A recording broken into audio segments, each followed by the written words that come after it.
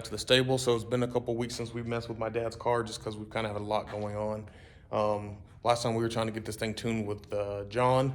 The car was running out of fuel, so leaning towards one of the pumps being bad because this has one of those old school T-Rex external pumps and a Stealth 340, so should be enough fuel for where the car's at right now, and it's not. So we're leaning towards one of those being bad. However, my dad wanted to get rid of that T-Rex pump anyways because it's extremely loud, so I'll flip this around and show you what we're working with. So my dad hopped on Amazon and Pro-M, and we ordered the Pro-M hanger. So you guys can see, I think the return and feed is both 3/8 on there. We got -6 line, -8 line. There's fittings in there. There is a new fuel pressure regulator, and then he ordered a new fuel pump. I want to say this is a 400 something. I don't know. The bag says it's a 255 LPH fuel pump, but yeah. Well, and this says there's a number on there, 274. So I'm not exactly sure which pump this is, but either way, should be good enough for what we're doing. So we can get all the fuel line removed from this car, get rid of the T-Rex crap, and then what I just went ahead and did, because the map sensor right there in the back was like pegged at like -23. So we got a new one of those installed as well. So I just threw that on there real quick. All right, guys. So if you guys also watch Brutal Blogs with all his Foxbody content, to make this pump, my dad said he thinks it's a 450. So we're not 100% sure about that, but that's the part number that John gave us. So we should be good there. But however, as you guys can see, that does not fit in there. So what you got to do is you got to cut this down in here. So we're just going back and forth. I think Brutal use zip ties. I've seen people use like the metal pull tie, hose clamp little things. And some people said those come loose, so they use zip ties instead. So we'll probably research that a little bit, but probably most likely what's gonna happen is we cut that and then zip tie it in there, because I think Brutal did that in one of his newer videos he's posted. Oh, well, it's not mine.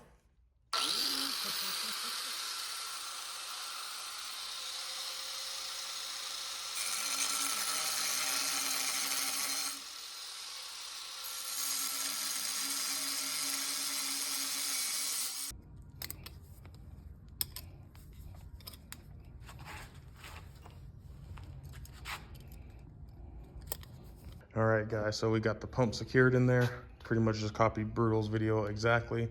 That's about how much we cut off of there. My phone will focus. So next is really just running a little S-line, S-shaped hose, a little filter for the bottom, and then I think this part will be pretty much done. All right, guys, about an hour later, this is the final product. Jalen gave us this connector in there because we didn't have anything good or that we trusted to be sitting in fuel. So Jalen had that connector laying down, so we soldered that together. We did put some notches in here in this bracket so those zip ties could actually grip the side of the pump. Hindsight, I put one way up top. We really didn't need that, but we were trying to find one that would keep this little white piece right here where my thumb at from rotating and hitting this little cut edge right there. But it's all tight in there now. So that's what we're gonna roll with. Shouldn't be too bad. So I guess next is probably at some point lift this up in the air and start disconnecting everything. So when John first started tuning the car, he said he was seeing like a major vacuum leak. It ended up being, I think we had the wrong lower intake gaskets on. I don't know if you guys can kind of see that gray line right there. So we pulled that the whole kind of, I guess, intake section apart, whatever. And we noticed that the valves were really gunked up on the cylinder heads. So ended up going to Harbor Freight and buying like their little media blaster with walnut shells, cleaned all that stuff out really well. So now the car actually doesn't smoke as bad as it was. Now John started doing his thing, tuning it again. We went and drove it, and then the car got really lean. So what we did was, I know the correct way, we probably should put like a -8 feed on this and a -6 return, but for kind of time's sake and just trying to get this thing up and running, we're gonna upgrade the fuel pump and the return line. So as you guys can see right here, we got our AN fittings. And we ran our dash 6 all the way back to the car already. And it is just kind of hanging back here, kind of going up and there. So we got to drop the tank today, get that ran into place, add our filter in there, and then we have a new fuel pump. So right now my dad has a Stealth 340 in the tank, and then a Vortec like T-Rex whatever external pump, which is extremely loud, so he doesn't mind getting rid of these anyway. So I think he has like a 440 pump, so we kind of had to modify, and he bought a Pro M fuel hat. So if I can reach in here and grab it. So there's a new pump. I think this has like 3/8 inlet and outlet, and then you gotta cut the bottom of it to make it fit in there. So the new pump is ready to go. All right, guys, try not to blind you with the light over here, but as you can see, we got the fuel tank dropped out. Finally getting rid of this T-Rex pump, and which is crazy because this might be the only one working. Like I said, we got on it, the last log we sent John, and he said it went extremely lean. So not surprised this car sat for like 8 or 9 years. So, but finally getting rid of this loud pump. So all this stuff is going, and then, so I'm about to take the 340 out of here, but we're still not even gonna be able to put this thing in today because unless a local parts store has a little rubber grommet right there, we're gonna have to get one of those on order. And I think maybe possibly we got to upgrade this wiring for the new pump. I'm not exactly sure because I mean this one definitely has thicker wires on there. We had to solder some stuff up, but yeah, I don't think that factory wiring is up to the task, whichever one is the power wire for this. So that is like the little update. Hasn't been too bad, but you can see like we kind of just, the silver line is the one that RMCR did back in the day. So that's one of those bendable fuel lines that they ran all the way to the back. So we just kind of zip tied our line all the way. It's supposed to be up on top, but all the way up there. Then we we cross over right here and then came up into the splash guard in there. All right, guys, so we were looking at the AEM wiring upgrade that Brutal used. But as you guys can see, some of this stuff is for the meth pump, but we got 2 relays over here, which I'm thinking that RMCR, I think one went to the 340 pump, one went to the T-Rex, and they jumped them together for the signal wire, which they already tapped into that.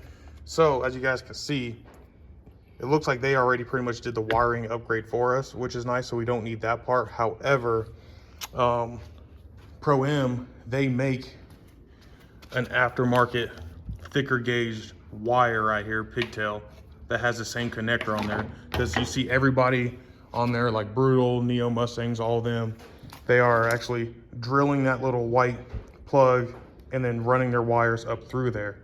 So instead of doing that, I think it's like 30 bucks.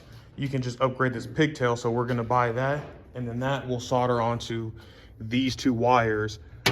And then we're thinking if we just leave everything how it is, we solder those 2 on there, that the pump should work. Well, guys, we found why the Stealth 340 pump wasn't working. And as you can see, we don't even need to talk about that. And more bad news is the whole top of this tank is rusty and nasty. So I think we're gonna have to get a new gas tank. But yeah. I don't even think there's much to say about that. All right, guys, so based on the condition of the gas tank, and the filler neck is kind of rusted too. So based on the condition of all our stuff right here, we're gonna go ahead and wrap this up for the day. We gotta get a lot of parts on order.